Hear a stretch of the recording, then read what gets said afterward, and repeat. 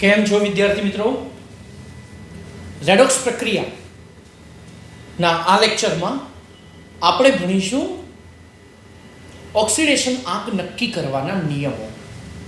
Students, હવે તમને પોતાને ખ્યાલ છે કે જ્યારે આપણે ઓક્સિડેશન આંક પરથી રેડોક્સની વ્યાખ્યા એટલે કે રિડક્શન અને ઓક્સિડેશનની વ્યાખ્યા લખીએ તો આપણે એવું કહેતા હતા કે ઓક્સિડેશન આંકમાં ઘટાડો થાય તો એને રિડક્શન કહીશું અને વધારો થાય તો એને આપણે ઓક્સિડેશન કહીશું. હવે સ્ટુડન્ટ્સ, કહેવાનો મતલબ એવો છે કે જ્યારે પણ વધારો ઘટાડો જોવો હોય તો સ્વાભાવિક રીતે પહેલું પોઈન્ટ શું આવે કે ભાઈ ઓક્સિડેશન આંક તો શોધતા આવડવા જોઈએ ને. બીજું કે આપણા સિલેબસમાં છે રેડોક્સ પ્રક્રિયાનું બેલેન્સિંગ. રેડોક્સ પ્રક્રિયાને આપણે કેવી રીતે બેલેન્સ કરી શકીએ અને બેલેન્સ કરવા માટેનું પહેલું જ સ્ટેપ છે ઓક્સિડેશન આંક નક્કી કરવા. ઓકે, તો એ ઓક્સિડેશન આંક આપણે કેવી રીતે નક્કી કરવા તો એના અત્યારે આપણે નિયમો લઈ રહ્યા છીએ. સ્ટુડન્ટ્સ, આ જ લેક્ચરના ડિસ્ક્રિપ્શન બોક્સમાં તમને એક લિંક મળી જશે જેમાં તમારે અંડરલાઇન જ્યાં કરી હોય એનો તમારે ઓક્સિડેશન આંક શોધવાનો થશે. ઓકે સ્ટુડન્ટ્સ, તો એ ઓક્સિડેશન આંક પ્રોપરલી તમે શોધજો. ઓક્સિડેશન આંક કમ્પલસરી તમને નિયમો પરથી જ આવડશે. એટલે હવે અહીંયા 1 by 1 ટાઈમ ન બગાડીએ અને શરૂ કરીએ ઓક્સિડેશન આંક નક્કી કરવાના નિયમો. તો સ્ટુડન્ટ, સૌપ્રથમ લખીએ ઓક્સિડેશન આંક નક્કી કરવાના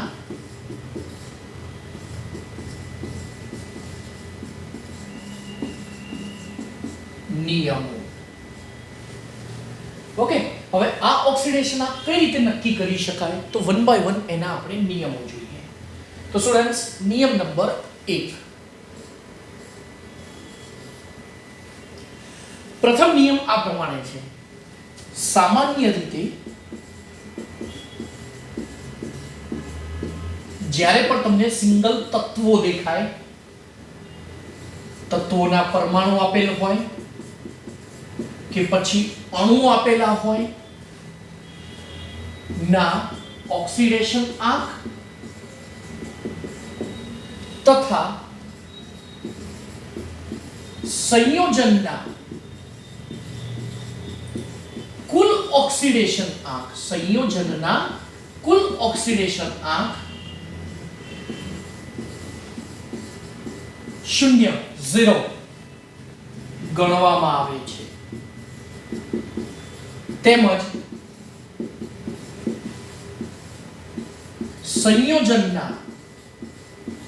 સંયોજનનો કુલ ઓક્સિડેશન આંક. સ્ટુડન્ટ્સ, ઓક્સિડેશન આંકનું અંગ્રેજી છે ઓક્સિડેશન નંબર.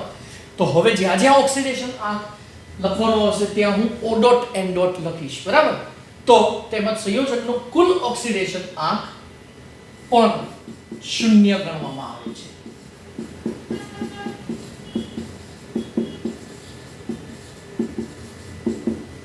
ચાલો નેક્સ્ટ.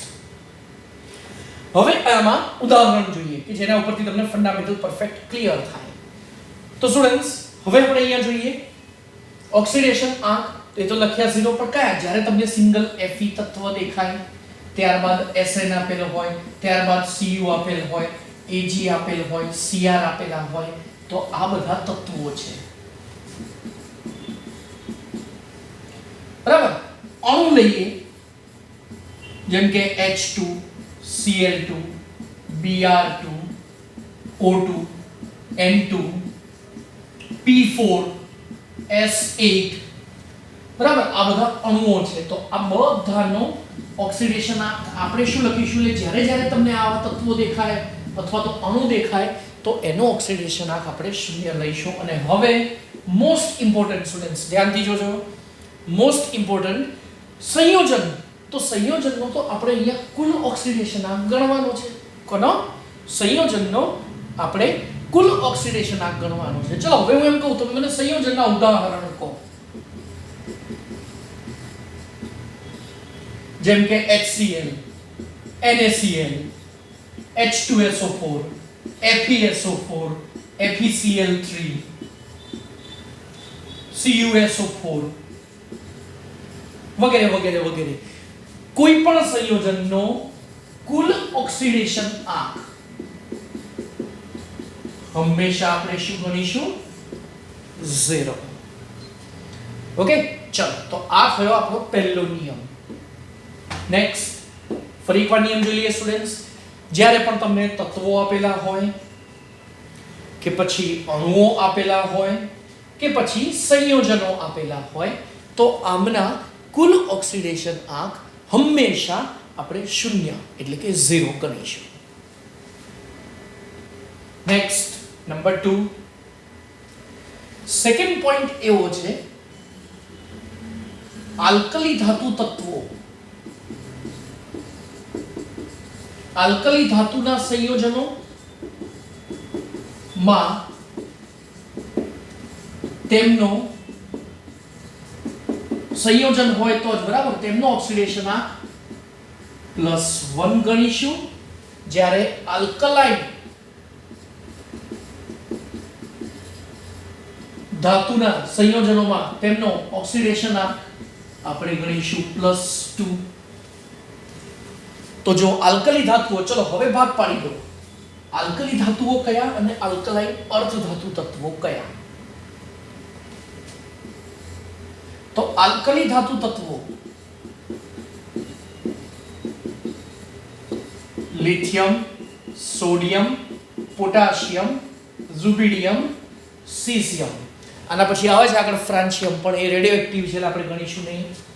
એવી રીતે આલ્કલાઇન અર્ધ ધાતુઓ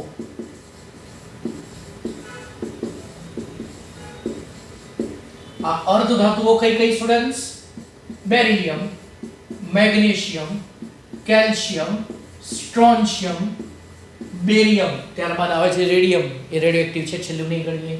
તો જ્યારે જ્યારે તમને આ બધાના તત્વોના સંયોજનો દેખાય ત્યારે આ બધા તત્વો જેમ કે LiCl, Li3N, બરાબર, પછી K2SO4, પછી RbCl, તો અહીંયા તમને આ જે પણ તત્વો દેખાય છે સ્ટુડન્ટ્સ એમાં આલ્કલી ધાતુ તત્વો છે.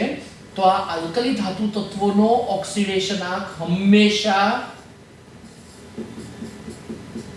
+1 જ ગણીશું. યાદ રાખો સ્ટુડન્ટ્સ, હંમેશા +1 ગણીશું.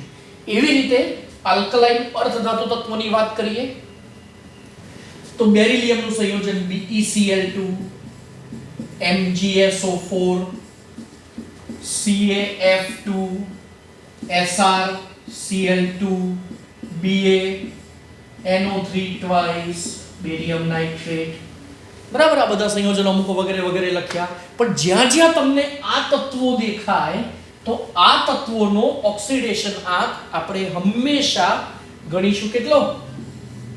આ તત્વોનો ઓક્સિડેશન આંક Be હોય, Sr હોય, Mg હોય, Ca હોય કે Ba હોય તો આમનો ઓક્સિડેશન આંક હંમેશા આપણે +2 જ ગણીશું.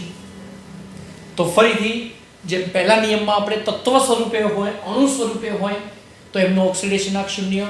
કોઈ સંયોજન આપેલું હોય, જો અહીંયા બધા સંયોજન આપેલા જ છે સ્ટુડન્ટ્સ, LiCl, Li3N, આ બધા સંયોજનો જ છે એટલે એમનો કુલ ઓક્સિડેશન આંક તો 0 જ થાય. પણ એ સંયોજનની અંદરના ઘટકોનું શું થાય? તો એમાં આપણે પહેલો નિયમ આવ્યો કે ભાઈ જ્યારે જ્યારે તમને આલ્કલી ધાતુ તત્વો મળે તો આલ્કલી ધાતુ તત્વોમાં એમનો ઓક્સિડેશન આંક આપણે હંમેશા +1 ગણીશું. આલ્કલાઇન અર્ધ ધાતુ તત્વો લઈએ, એના સંયોજનો લઈએ તો એના સંયોજનોમાં આનો ઓક્સિડેશન આંક હંમેશા આપણે +2 જ ગણીશું. કન્ટિન્યુ. નિયમ નંબર 3. ચાલો હવે આ ધ્યાનથી જોજો. સામાન્ય રીતે ઓક્સિજનનો ઓક્સિડેશન આંક just a minute, huh?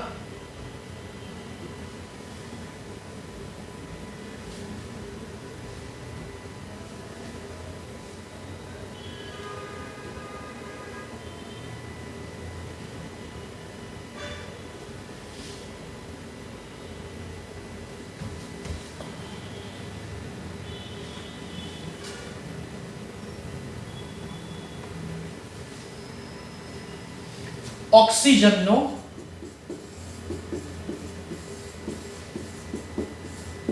Oxidation આંક -2. જ્યાં જ્યાં તમને O દેખાય ત્યાં તમારે -2 લખવાનો, પણ આના અપવાદ ઘણા બધા છે. તો એમાં આપણે લઈએ અપવાદ નંબર 1. જ્યાં જ્યાં ઓક્સિજન દેખાય ત્યાં -2 લખવાનો, પણ જો તમને પેરોક્સાઇડ સંયોજનો દેખાય તો પેરોક્સાઇડ સંયોજનોમાં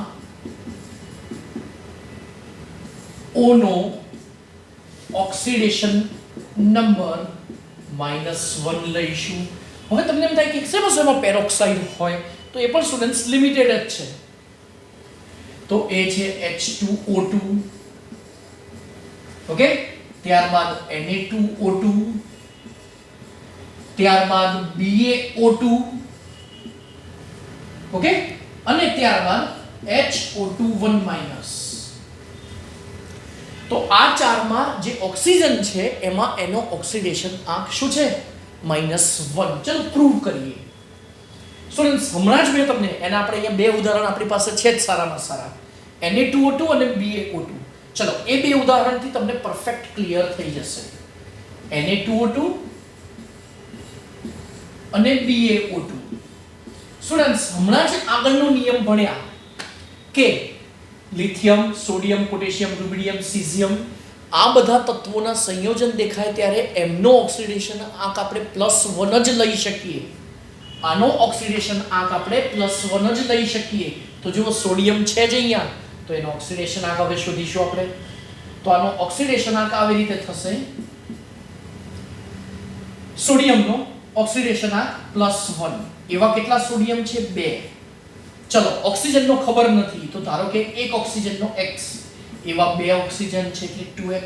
અને કોઈ પણ સંયોજનનો કુલ ઓક્સિડેશન આંક હંમેશા 0 લઈશું. x શોધીએ. સાવ નાનકડા દાખલા થઈ ગયા. 2 કા 2, 2x બરાબર 0, +2 સામે જાય -2, 2x બરાબર -2, ઓકે, અને x બરાબર થશે -2 ભાગ્યા 2 એટલે -1. ઓકે સ્ટુડન્ટ્સ, તો આવું થશે અહીંયા. ચાલો કન્ટિન્યુ. સેમ હવે BaO2 માટે જોઈએ. સ્ટુડન્ટ્સ BaO2 માં બી આપણે ઓક્સિડેશન આંક શોધવો હોય તો આ રીતે શોધાય. ચલો બેરિયમ તત્વ છે. બેરિયમ એ આલ્કલાઇન અર્ધધાતુ તત્વ છે અને બેરિયમનો ઓક્સિડેશન આંક હંમેશા આપણે શું લઈશું? +2.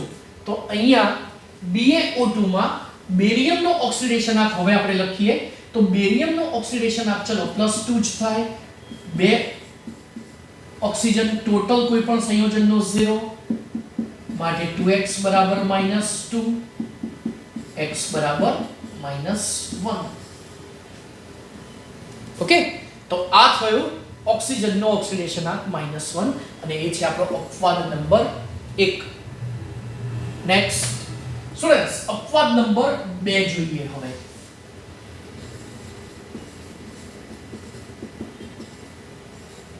બીજા નંબરનો અપવાદ આવો છે. સુપર ઓક્સાઇડ સંયોજનોમાં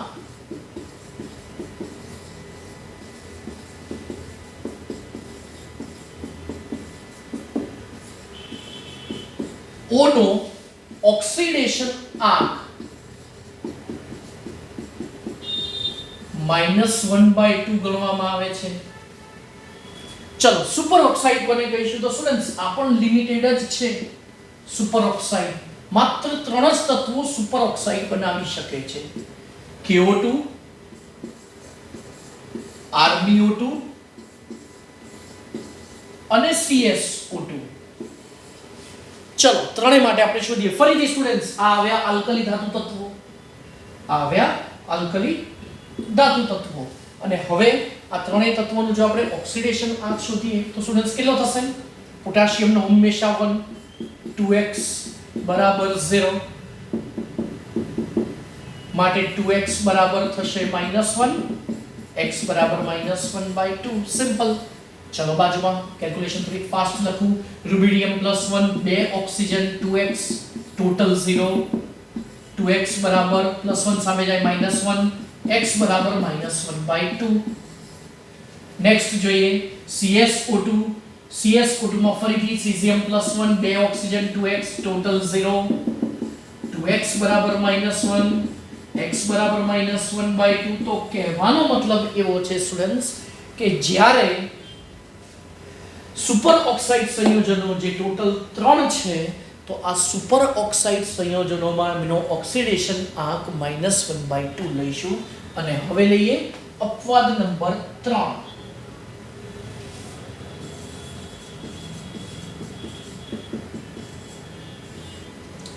અપવાદ નંબર 3 માં આવે છે કે જો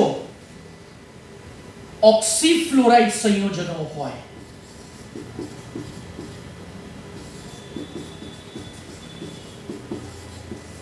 સંયોજનોમાં O નો ઓક્સિડેશન આંક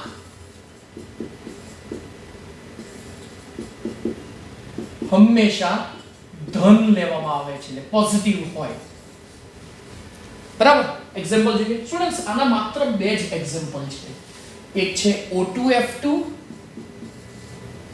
અને બીજું છે OF2 એક છે O2F2 અને બીજો છે OF2 જેમાં ઓક્સિજનનો ઓક્સિડેશન આંક સ્ટુડન્ટ્સ આપણે શોધીએ તો 2x ફ્લોરિનનો ઓક્સિડેશન આંક હંમેશા માઈનસ જ હશે સ્ટુડન્ટ્સ યાદ રાખજો આ ટોટલ સંયોજનનો 0 2x બરાબર -2 સામે જાય +2 x બરાબર થશે +1 ઓકે x બરાબર થશે +1 સિમિલરલી અહીંયા x 2 ફ્લોરિન એક ફ્લોરિનનો -1 બે વખત છે એટલે 2 વડે ગુણ્યા કોઈ પણ સંયોજનનો ટોટલ 0 x બરાબર થશે -2 સામે જાય તો +2 તો આ થયો ઓક્સિજનનો ઓક્સિડેશન આંક જે ધન હોય છે +1 પણ હોય ને +2 હોય અને આવા બે જ છે તો સ્ટુડન્ટ્સ અહીંયા ઓક્સિજનમાં જોઈએ તમે થોડા કન્ફ્યુઝ થઈ ગયા છો તો ખાલી એટલું ખાલી છૂટું પાડી દઉં આ બે દેખાય તો એમાં O નો ઓક્સિડેશન આંક ધન લેવાનો O2F2 માં +1 થશે OF2 માં +2 થશે સુપર ઓક્સાઇડ આ ત્રણ જ છે તો એ ત્રણેયમાં O નો ઓક્સિડેશન આંક -1/2 થશે પેરોક્સાઇડ લો એનો ઓક્સિડેશન આંક -1 થશે એ પણ આ 1 2 3 4 છે બીજા અમુક છે પણ એ આપણે અપવાદમાં ગણીશું ને છેલ્લે ભણીશું હાલ પૂરતું આટલું યાદ રાખીએ અપવાદ નંબર 1 -1 અપવાદ નંબર 2 -1/2 અપવાદ નંબર 3 ધન અને આ ત્રણ સિવાયના જેટલા બી આપણે અત્યારે ભણ્યા કોઈ પણ દેખાય તો એમાં O નો ઓક્સિડેશન આંક આપણે ગણીશું -2 ઓકે સ્ટુડન્ટ્સ ઈઝી છે ચાલો નેક્સ્ટ નિયમ નંબર 4 ચોથો નિયમ આ રીતે છે હાઇડ્રોજનનો ઓક્સિડેશન આંક તમે જનરલી શું લેશો તો આ લઈશું આપણે +1 અને ફરી પાછું અપવાદ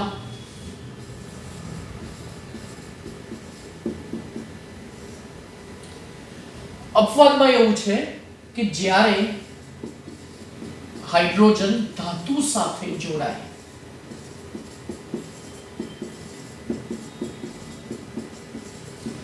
ત્યારે H નો ઓક્સિડેશન આંક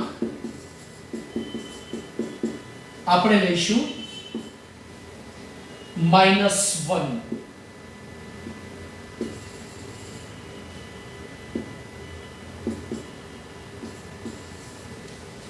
બરાબર હવે આ સ્ટુડન્ટ સેજ ટિપિકલ છે પણ ચલો આધુનિક આવર્ત કોષ્ટકનું હું તમને અહીંયા એક હાડપિંજર દોરી દઉં છું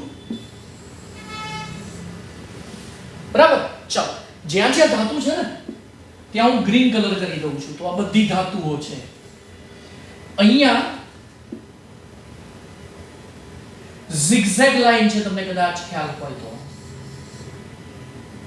બરાબર તો zigzag લાઈનની નીચે બધી ધાતુઓ છે અહીંયા બી F વિભાગ છે એ પણ બધી શું છે ધાતુઓ છે અને એની સાથે હાઇડ્રોજન જોડાય એક્ઝામ્પલ્સ લખીએ SCH3 ચલો સ્કેન્ડિયમ ડી વિભાગનું તત્વ પછી CaH2 કેલ્શિયમ હાઇડ્રાઇડ સમૂહ 2 નું તત્વ પછી નીચે આપણે લઈએ AlH3 પી વિભાગનું તત્વ. ઓકે, તો નોર્મલી હાઇડ્રોજનનો ઓક્સિડેશનાંક +1, પણ જ્યારે ધાતુ સાથે જોડાશે ત્યારે આપણે એનો ઓક્સિડેશનાંક ગણીશું -1. નંબર 5, સામાન્ય રીતે સલ્ફરનો ઓક્સિડેશન આંક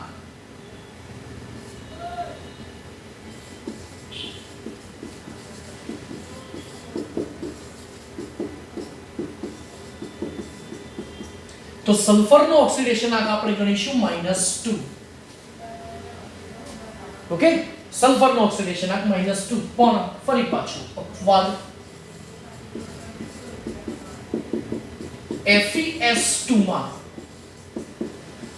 S નો ઓક્સિડેશનાંક આપણે ગણીશું -1. ખાલી એક અપવાદ છે, કેમ કે Fe નો +2 તમે ગણતરી કરો સ્ટુડન્ટ્સ તો જો આવું થશે અહીંયા Fe ferrous ion +2, 2 sulphur 2x, total કોઈ પણ સંયોજનનો 0, 2x બરાબર -2, x બરાબર -1. Okay students, next number 6. ચાલો ધ્યાન દીજો. જો હવે અહીંયા આપણે સલ્ફરનો ઓક્સિડેશનાંક લખ્યો, બરાબર. હવે નિયમ આવે છે હેલોજન. તો જનરલી હેલોજનનો ઓક્સિડેશનાંક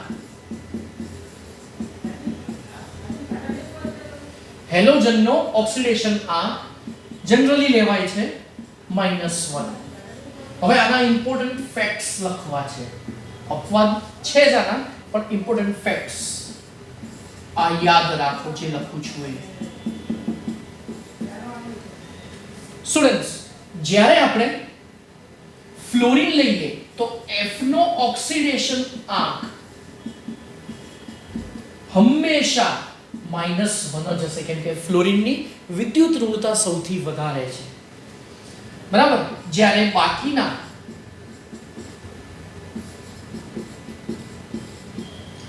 હેલોજન નો ઓક્સિડેશન આંક -1 તો ખરો જ, ઉપરાંત ધન હોઈ શકે. અને આનું સારામાં સારું એક્ઝામ્પલ હું આપીશ, નામ છે આંતર હેલોજન સંયોજનો.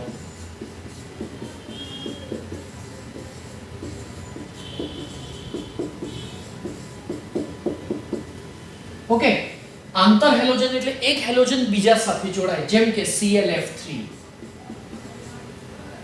BrF5, IF7, ICl, બસ આટલું જ. ઓક્સિડેશન આંક શોધીએ આપણે. Cl નો X 3 ફ્લોરિન -1, ટોટલ 0, X બરાબર +3, X 5 ફ્લોરિન, દરેક ફ્લોરિનનો -1, ટોટલ 0, X બરાબર +5. Iodine X 7 fluorine -1, total 0, X બરાબર +7. ICl iodine X chlorine -1, total 0, X બરાબર +1. બરાબર સ્ટુડન્ટ્સ, તો અહીંયા આંતર હેલોજન સંયોજનો જોઈ લો. એમના ઓક્સિડેશનાંક 1 પણ હોય, 3 પણ હોય, 5 પણ હોય અને 7 પણ હોય. આ ઉપરાંત બીજા અમુક સંયોજનો લખીએ. ClO2 તો ક્લોરીનનો ઓક્સિડેશનાંક, ત્યારબાદ Cl2O7,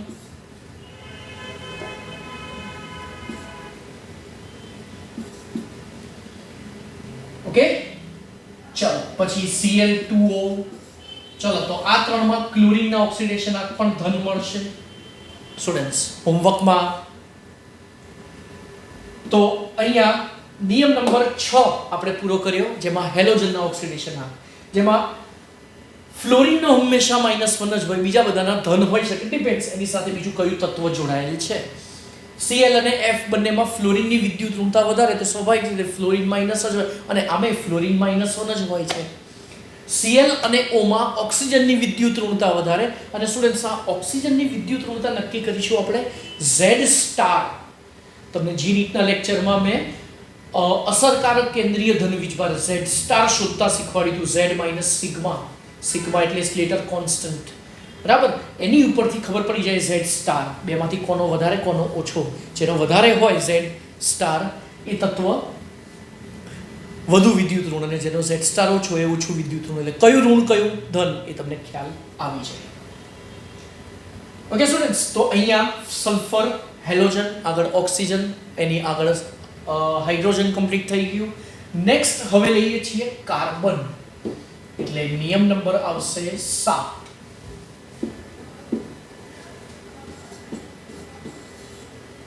તો 7 નંબરનો પોઈન્ટ એનું નામ છે કાર્બન. તો કાર્બનિક સંયોજનોમાં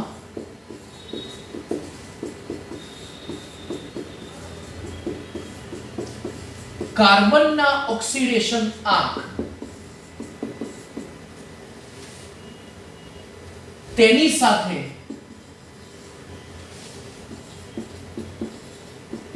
જોડાયેલ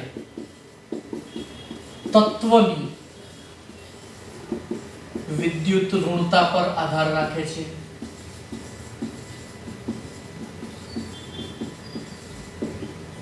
ઓકે, બે સંયોજન લઈએ એના માટે, જેના પરથી તમને પરફેક્ટ ક્લિયર થશે જે સમજાવવા માંગુ છું. CH4 લઉં છું ને બીજું CCl4, કાર્બન ટેટ્રાક્લોરાઇડ અને મિથેન. અને બંનેમાં મારે ઓક્સિડેશન આંક શોધવો છે કાર્બનનો.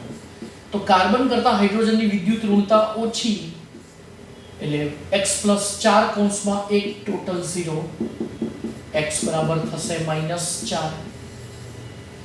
સિમિલરલી અહીંયા x + 4, કાર્બન કરતા ક્લોરીનની વિદ્યુત ઋણતા વધારે એટલે ક્લોરીન -1 થશે.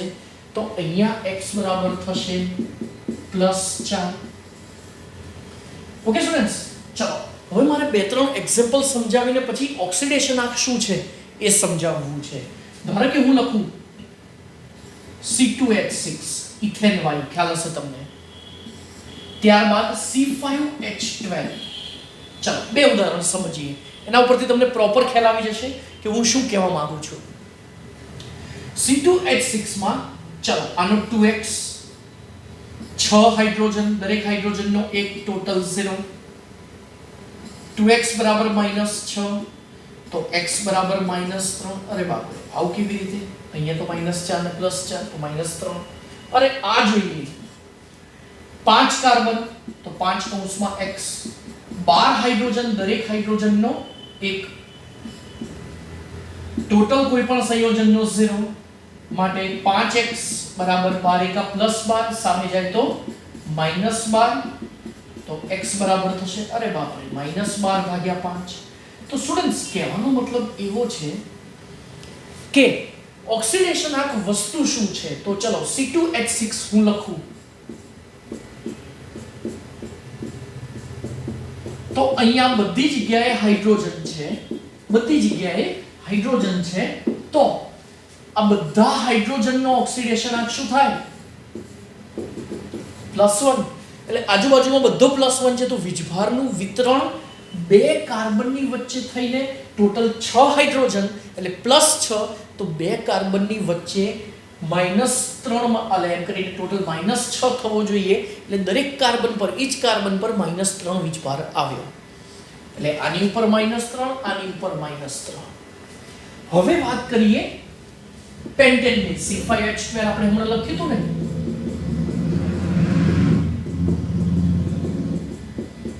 જેમાં 12 હાઇડ્રોજન થશે. ઓકે, 12 હાઇડ્રોજન થશે.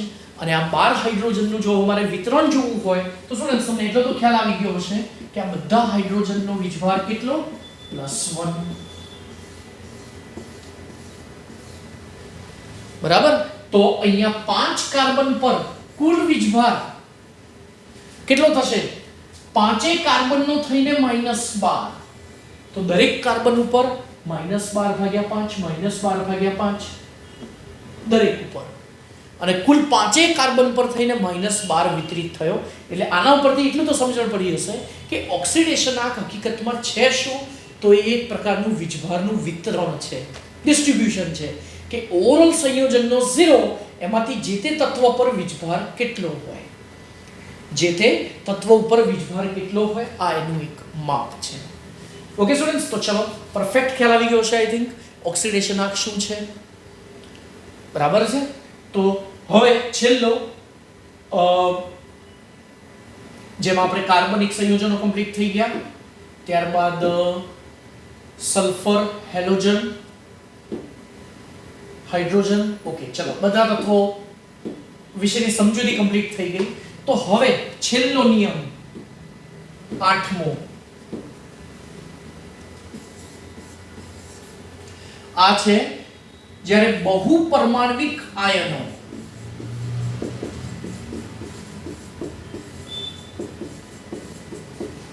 નો કુલ ઓક્સિડેશન આંક, આપણે સંયોજનનો ઓક્સિડેશન આંક કેટલો લેતા હતા સ્ટુડન્ટ્સ? સંયોજનનો ઓક્સિડેશન આંક યાદ હોય તો 0 લેતા હતા. તો અહીંયા બહુપરમાણવિક આયનોનો કુલ ઓક્સિડેશન આંક એ તેના વીજભારને સમાન થશે, એનો વીજભાર જેટલો હોય એટલો લઈશું. બહુપરમાણવિક આયન એટલે એવા આયનો કે જેની અંદર એકથી વધુ પરમાણુ હોય. હું એમ લખું S2- ધારો કે, તો તમે કહેશો આનો ઓક્સિડેશન આંક -2, એટલે 2- વીજભાર થયો, -2 ઓક્સિડેશન આંક થયો. પણ જો હું PO4 3- લખું સ્ટુડન્ટ્સ, જો હું PO4 3- લખું તો આનો કુલ ઓક્સિડેશન આંક, આનો કુલ ઓક્સિડેશન આંક એ આપણે લખીશું -3 એના વીજભાર જેટલો. ચલો મારે ફોસ્ફરસનો ઓક્સિડેશન આંક શોધવો છે. ચલો ફોસ્ફરસનો ધારો કે X4 ઓક્સિજન. હવે સ્ટુડન્ટ્સ યાદ કરો, ઓક્સિજનમાં તો બહુ બધા અપવાદ હતા નહીં, પણ હું એમ કહું કે ચલો સુપર ઓક્સાઇડમાંથી છે, ના પેરોક્સાઇડમાંથી છે, પેરોક્સાઇડના તો 4 જ હતા, સુપર ઓક્સાઇડમાં 3 જ હતા. ઓક્સીફ્લોરાઇડ, એમાં ફ્લોરિન હોવો જોઈએ, અહીંયા છે જ નહીં, અને એ 3 સિવાયનો કોઈ પણ દેખાય તો આપણે -2 લખીશું. કેટલો?